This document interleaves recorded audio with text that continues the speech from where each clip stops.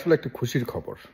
আপনারা জানেন যে ইতিমধ্যে আমরা জেনেছি যে ডক্টর মোহাম্মদ ইউনূসের সরকার, ডক্টর মোহাম্মদ ইউনূস ব্যক্তিগতভাবে আমার কাছে মনে হয় এই সিদ্ধান্তটি চূড়ান্ত করেছেন। প্রায় ২৭,০০০ কোটি টাকা ব্যয়ে চায়না থেকে ২০টি যুদ্ধবিমান কেনার চূড়ান্ত ফয়সালা করেছে। এখন আমাদের বুঝতে হবে এই ২৭,০০০ কোটি টাকা দিয়ে এই যুদ্ধবিমানগুলি কিনে কতটুকু উপকার হলো, কতটুকু অপকার হলো।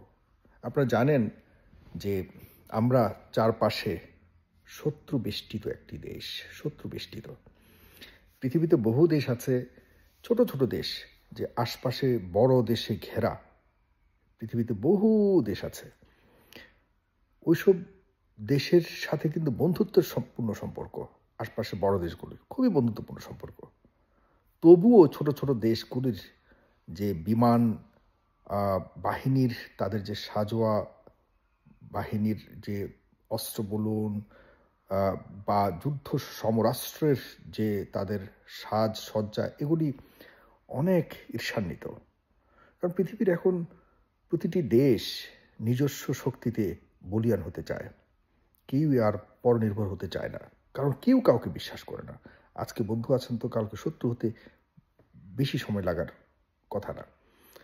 ইউরোপে আমরা যা দেখতে পাচ্ছি, বর্তমানে বিভিন্ন দেশ কিন্তু বিভিন্ন দেশের সাথে কোনো না কোনো কারণে যুদ্ধ অবস্থায় বিরাজমান রয়েছে। যে কোনো মুহূর্তে তৃতীয় বিশ্বযুদ্ধ ঘটে যাওয়ার মতো একটা পরিস্থিতি হতে পারে।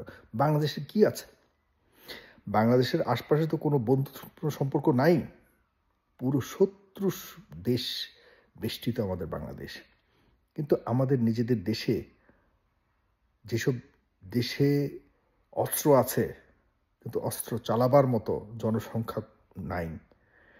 অনেক দেশ আছে বহু অস্ত্র তাদের কাছে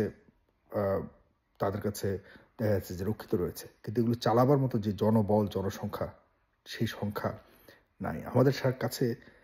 মানে machine, the man behind the machine is most important. সেই ম্যান আমাদের দেশে প্রচুর রয়েছে, কিন্তু মেশিন নাই। আমাদের চারপাশে ভারত কিন্তু আমাদের এখন শত্রু, আগেও ছিল শত্রু। বাংলাদেশ জন্মটাই তারা আমাদেরকে সহায়তা করে দিয়েছিল শুধুমাত্র আমাদেরকে ব্যবহার করবার জন্য। যা আমরা প্রথম থেকেই, বঙ্গবন্ধু শেখ মুজিবুর রহমানও জানতেন যে আমাদের প্রধান শত্রু হলো এই ভারত। এবং আপনারা ভালো করে জানেন, অনেকে যারা ইতিহাস চর্চা করেন, ভারত কিন্তু আমাদেরকে যখন স্বাধীনতা দেওয়ার ক্ষেত্রে সহযোগিতা করেছিল, তারা সহযোগিতা করেছে নিঃসন্দেহে, তবে তাদের নিজেদের স্বার্থে 100%। এর মধ্যে কোনো বিন্দু মাত্র হ্যাঁ বা না বলবার কোনো সুযোগ নেই, বিন্দু মাত্র প্রশ্ন রাখবার সুযোগ নেই। সম্পূর্ণ নিজেরা এবং পাকিস্তানকে ভাঙ্গার জন্য করেছে, এটা হলো সর্বশেষ কথা। তারা শর্ত দিয়েছিল বাংলাদেশে কোনোদিন যাতে মিলিটারি কন্টিনজেন্ট না হতে পারে। তারা শেখ মুজিব সাহেবকে, বঙ্গবন্ধুকে তারা বলেছিল যে বাংলাদেশে যাতে কোনোদিন কোনো আর্মি বাহিনী তৈরি না হয়, এই ধরনের শর্ত দিয়েছিল। বাট আমরা শুনিনি, বঙ্গবন্ধুও শোনেননি।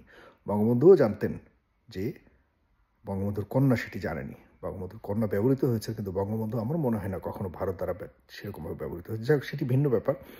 আমি জনাব ডক্টর মোহাম্মদ ইউনূসকে অনেক স্যালিউট দিতে চাই। এতদিন পর খুব চমৎকার একটি সিদ্ধান্ত নিয়েছে। এখন সাবধানতা অবলম্বন করতে হবে যে চায়না থেকে কেনার ক্ষেত্রে আমাদের ভালো মন্দ, চায়না কতটুকু আমাদের বন্ধু হিসেবে থাকতে পারবে ভবিষ্যতে। এবং যতটুকু শুনেছি, J-10CE জেট যুদ্ধবিমান যেটা কেনা হয়েছে, এটি কিন্তু আপনাদের মনে আছে কিনা, কয়েক মাস আগে কিন্তু ভারত আর পাকিস্তান যে যুদ্ধ হয়েছিল, সেখানে পাকিস্তান কিন্তু ভারতের রাফেল যুদ্ধবিমান, কয়েকটা যুদ্ধবিমান কিন্তু তারা ভূপাতিত করেছিল। এবং সেই রাফেল যুদ্ধবিমান কিন্তু ফ্রান্সের এক সময়কার সবচেয়ে পপুলার যুদ্ধবিমান ছিল এবং সবচেয়ে এক্সপেন্সিভ যুদ্ধবিমান ছিল। সেই যুদ্ধবিমানগুলোকে কিন্তু রাফেল যুদ্ধবিমানগুলোকে কিন্তু পাকিস্তান খুব সহজভাবে ভূপাতিত করে কিন্তু তারা জমিনে নামিয়ে এনেছিল এবং ধ্বংস করেছে।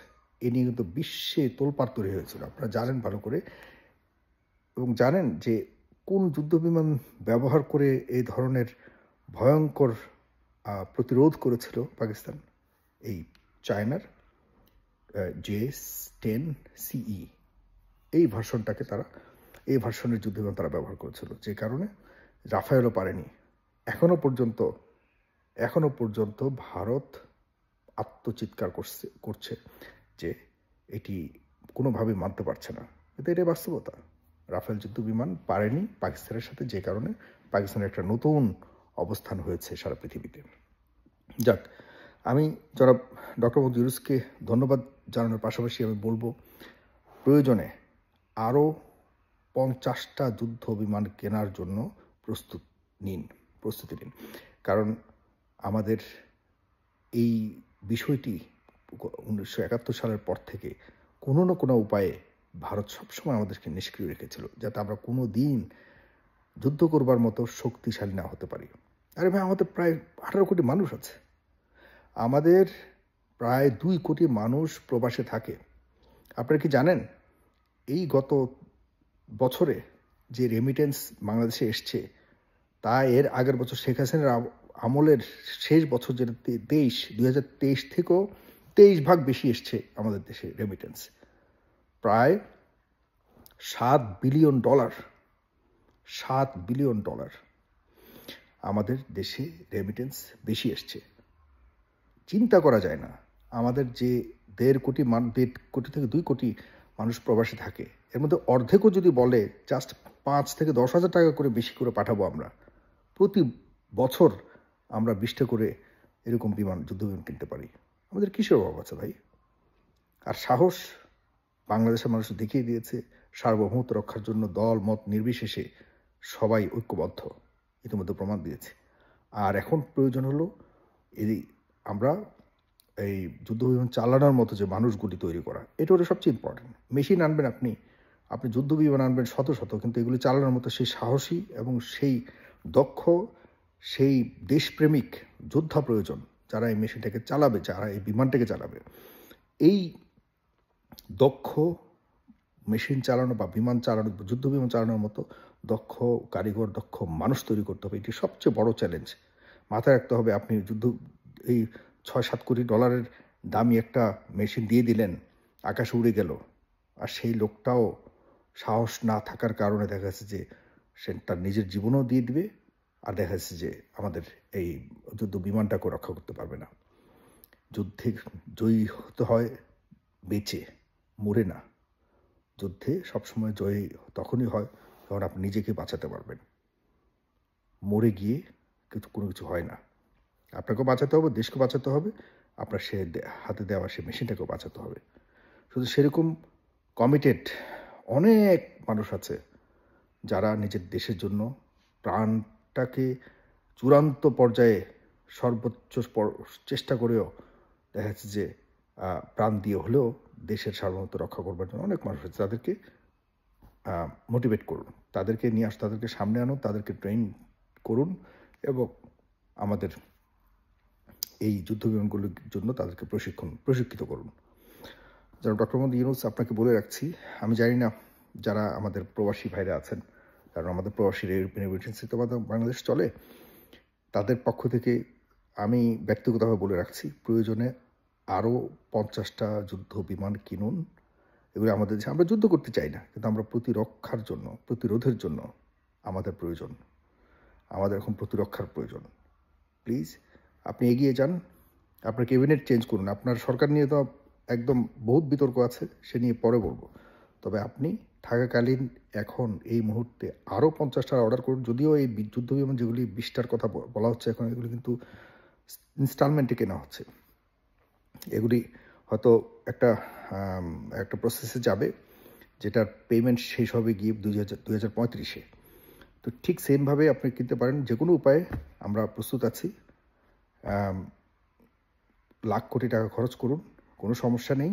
তবে আমরা চাই অন্ততপক্ষে প্রতিরক্ষার জন্য আমরা যেন সবল হতে পারি, আমরা যেন সামর্থ্যবান হতে পারি। সেজন্য প্রয়োজনে প্রবাসীরা আরও কিছু অতিরিক্ত টাকা পাঠাবে। যদি আপনি বলেন যে না, আমাদের টাকার প্রয়োজন, প্রবাসীরা টাকা পাঠান। ঘোষণা যেদিন দিবেন, দেখবেন আপনার ঘোষণার ঠিক 2 মাসের মাথায় আপনার হাতে অতিরিক্ত 1 লাখ কোটি টাকা আসবে। এখন তো 27,000 কোটি টাকা দিয়ে আপনি কিনছেন, কথা দিচ্ছি 1 লক্ষ কোটি টাকা যদি না আসে, আমার নাম পরিবর্তন করবেন। মানুষ বাংলাদেশকে এতটা ভালোবাসে প্রবাসীরা। 1,00,000 কোটি টাকার অতিরিক্ত আসবে, জাস্ট মিনিমাম বললাম। আপনারা যারা দেখছেন এই মুহূর্তে, তারা এই বার্তাটি যদি দিতে চান ডক্টর মোহাম্মদ ইউনূসকে, অবশ্যই শেয়ার করবেন। আপনার প্রতিটা শেয়ার একটা করে থ্যাঙ্কস হিসেবে যাবে ডক্টর মোহাম্মদ ইউনূসের কাছে। ধন্যবাদ সবাইকে, ভালো থাকবেন। আসসালামু আলাইকুম।